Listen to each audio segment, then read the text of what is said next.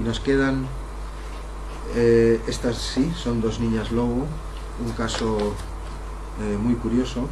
En 1920, este es en la India, pues alguien le habló, era un reverendo, tenía una misión allí, alguien le habló de unas extrañas apariciones, unos espíritus en una aldea cercana. Los hindús, bueno, hay de todo, como entre los griegos, habemos gente muy descreída como yo, que no creen nada, no se cree nada. Otros muy místicos, bueno, hay de todo. Pero quiero decir, en la India pues hay una rica mitología, religión, hay una cantidad de leyendas y cosas y personajes fantásticos, muchísimos. Bueno, hablaban de una especie de fantasma, el hombre fantasma, que incluso tenía un nombre allí en esa región. Algo ocurría extraño, que estaban los de la aldea asustadísimos. El caso es que, como se le pidió un amigo, el hombre fue, se acercó hasta allí y estuvieron ahí un par de semanas, pero o unos días no consiguieron averiguar nada. Que era de noche, las apariciones, que eran criaturas no humanas. Y le sugirió a los de la aldea que pusieran un observatorio nocturno en un árbol. Construís ahí con 4 y os quedáis ahí 1 o 2 durante sin hacer nada, por lo menos. Bueno, al final esto dio resultado, y 2 semanas después, cuando volvió, se fue a hacer sus gestiones, y 2 semanas después, cuando volvió, pues las habían seguido y habían descubierto un gran montículo de casi hasta el primer piso o más de tierra, en un túmulo, ¿no? Y no sabían más. De modo que el reverendo volvió e intentó, le habían hablado de las criaturas, habían visto corretear con lobos y cosas. Intentó desenterrar aquello, pero los de la aldea que no, bueno, que como que al final no quería, por miedo, las leyendas y esas cosas. Al final se fue a buscar, lo hizo, lo excavó, pero con trabajadores que no eran de la aldea, de pueblos muy lejanos y sin saber nada de la historia, sino que al final fueron una noche para allí, con palas, etcétera, y se pusieron a excavar. Empezaron a excavar, y al rato que estaban ya excavando, había varias entradas en el túmulo, salió un lobo y se largó, a los pocos segundos salió otro y se largó, y en tercer lugar salió la madre, y esa no se largó, esa les plantó cara, claro, y al final hubo que abatirla, y la mataron allí, y después siguieron los otros dos, se perdería. La cuestión es que siguieron escarbando, se descubrió aquí, y aquí era una especie de cámara como cementada no es lucido, pero vamos, limpia, con la tierra aplanada, limpia. Allí no había inmundicias y allí en un rincón estaban durmiendo un ovillo, hechos una pelota, 2 lobeznos y 2 niñas, una que parecía tener 8 años, la otra que parecía tener 2, se llaman Amala y Kamala. Y voy a decir que tampoco aprendieron nada, de hablar ni nada, pero ahora intentaré contar la historia muy por encima. De ellas hay menos, yo no sé que haya documentales ni nada, y de los otros tampoco, los que he citado pues son los que conozco. El caso es que, bueno, el hombre, al final, más feroces ellas para defenderse, no fueron a separar el ovillo que los propios lobeznos, mordiendo, vamos que no, y en cuanto las soltabas, volvían a formar el ovillo con los lobos. Al final, con capas de estas que llevaban por ahí los de invierno, pues como haciendo un petate y con la cabeza afuera, pues consiguieron inmovilizar tanto a las 2 fierecillas lobas como a las 2 fierecillas, dicho con todo el cariño, humanas. Y las subió en el carro y se las llevó, se fue de vuelta a su misión, que es Midnapur, estaba distante.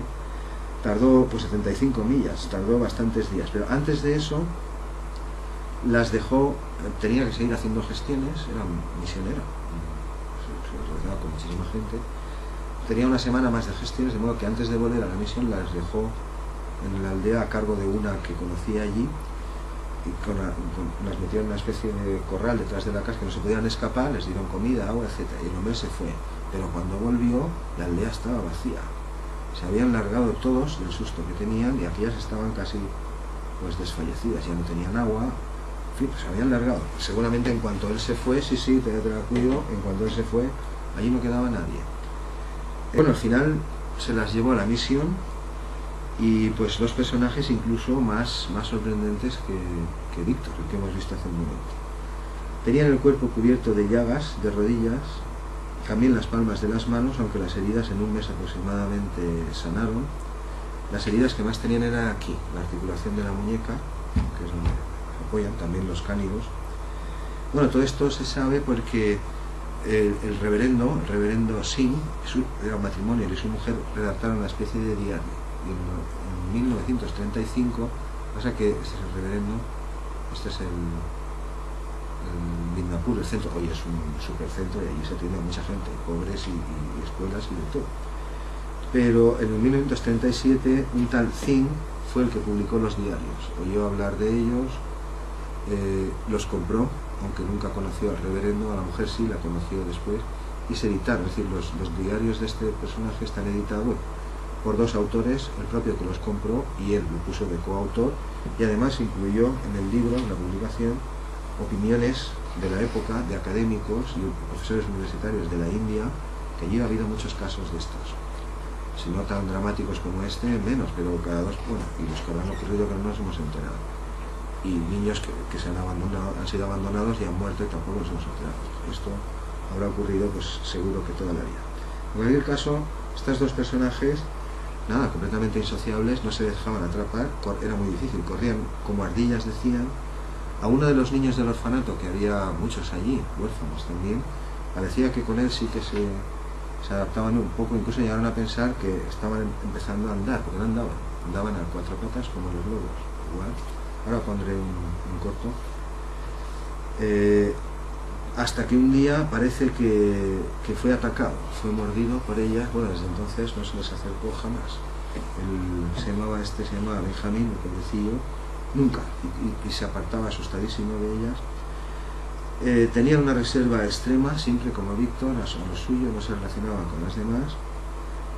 En otra ocasión, que parece que también mordieron a otra niña, Rosa se llamaba, estuvieron casi 4 horas escondidas en silencio sin decir nada hasta que las encontraron. Masticaban como los lobos, abriendo la boca cada vez, las dos mandíbulas.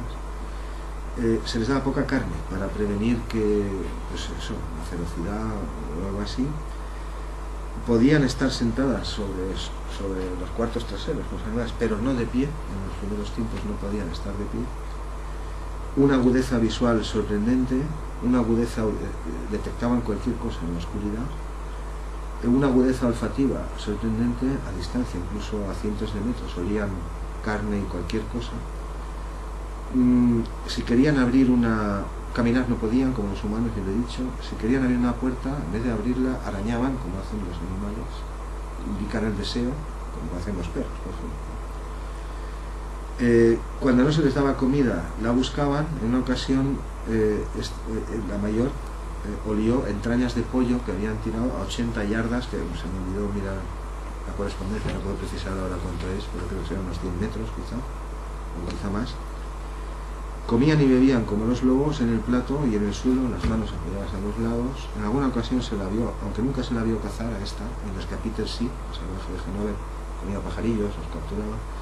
Nunca se le vio, pero en alguna ocasión sí que apareció con restos de, no se sabe si había cazado o algún resto que había encontrado.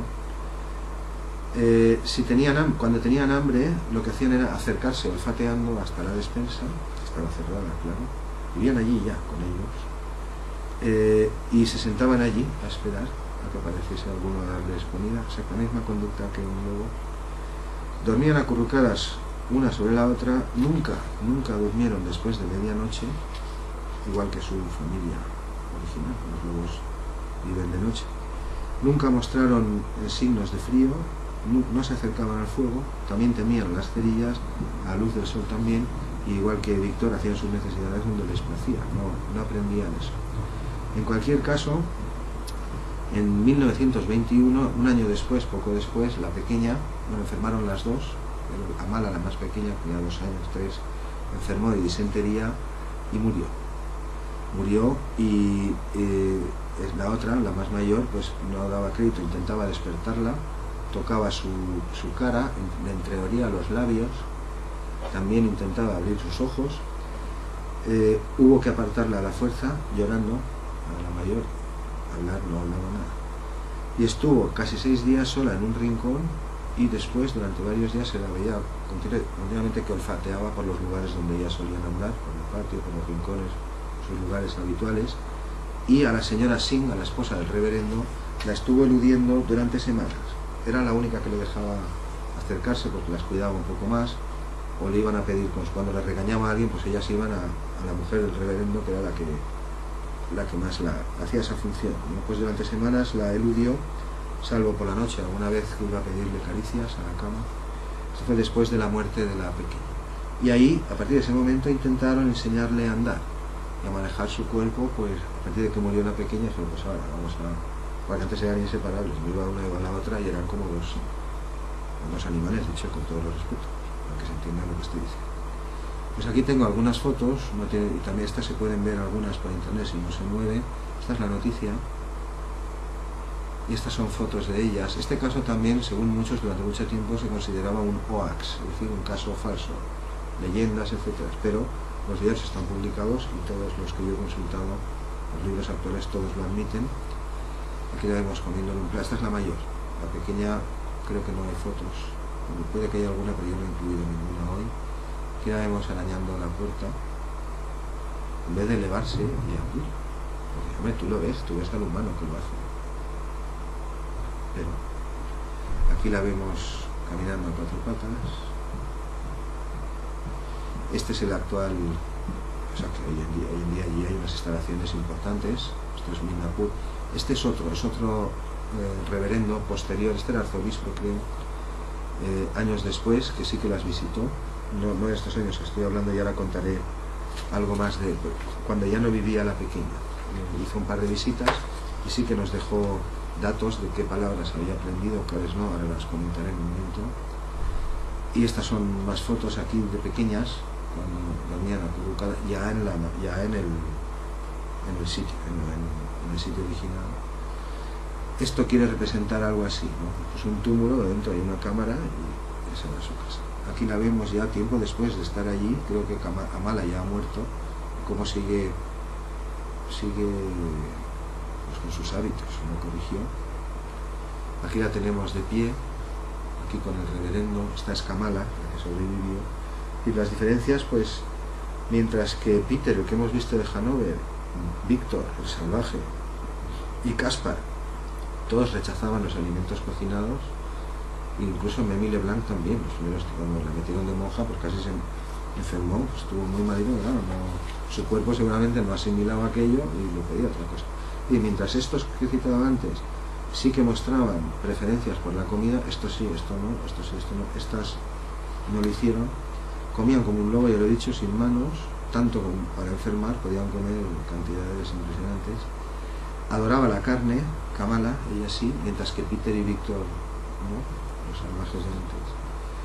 A esta, ya lo he dicho, nunca se la vio matar, pero sí que si encontraba uno muerto sí que se lo comía, es decir, eso sí que se lo vio hacer. Cazar no se la vio, pero comer carroña o despojos, o si encontraba un animal muerto se lo comía, y en alguna ocasión espantó a buitres y a cuervos para comerse ella lo que se estaban logrando.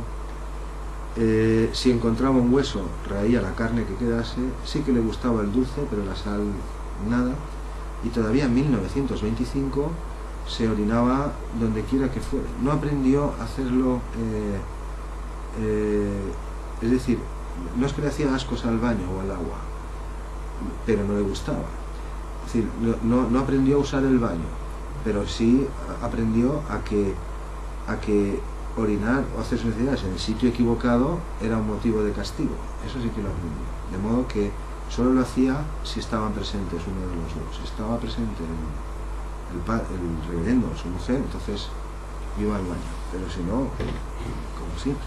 Bueno, esta era una de las cosas que decían los antiguos, y hoy dicen que nos distinguen de las bestias, ¿no? Las bestias son, esto ya es terminología decimonónica, animales no dotados de razón, así hablábamos. Hoy sabemos que algunos animales, sin razón, como la que algunos humanos declaran, pues algo parecido tienen. En cualquier caso, por los datos que nos dejó el arzobispo después, pues sabemos que después de estar 5 años en el orfanato, después de 5 años en el orfanato, sabemos que la niña conocía los nombres, no los pronunciaba, pero los conocía, de todos los niños que había allí, que eran, creo que un centenar. Entendía también el concepto de color, también aprendió a distinguir su vaso del de los demás. Todas estas cosas que estoy citando actualmente son métodos y actividades que se utilizan también en educación especial, como las de ITAR. En vocabulario, según nos informa es que no me acuerdo el nombre, este arzobispo, manejaba comprendía 30 palabras en inglés y en una jerga infantil, y también las pronunciaba con alguna dificultad. Hacía una especie de mezcla de formas, se llama Pidgin, creo que hablamos de eso en la última clase también.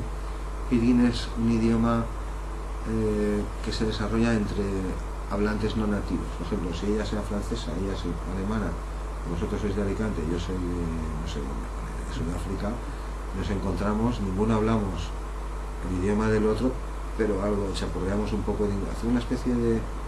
No es una lengua con declinaciones completas, etcétera, que se llaman Pidgin. Es algo así, pero claro, muy simple, con 30 palabras apenas. Que no, quiere decir que no eran las 30 del inglés o las 30 del bengalí, sino que era una mezcla de un poco de inglés, un poco de bengalí y un poco de ese habla que usan los niños, que mezclan las cosas y se las inventan.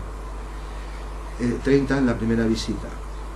Incluso en una ocasión, esto lo contaba la señora Singh, ahora eso les llamaba la atención. En una ocasión se resistía a salir sin su vestido, porque estas también se negaban, iban con el taparrabos que se veían en las fotos, es lo más que consiguieron, anudárselo bien para que no se lo quitaran, no se lo podían quitar. Pues en una ocasión sí que se negó a salir ella repitiendo fok, fok, fok, que viene a ser frock, que era vestido. Es decir, querían salir pero desnuda, y por una vez fue ella la que decía no, no, sin vestido no. El arzobispo, aquí está, Pakenham Walsh, dice que pronunciaba correctamente estas 30 palabras como respuesta.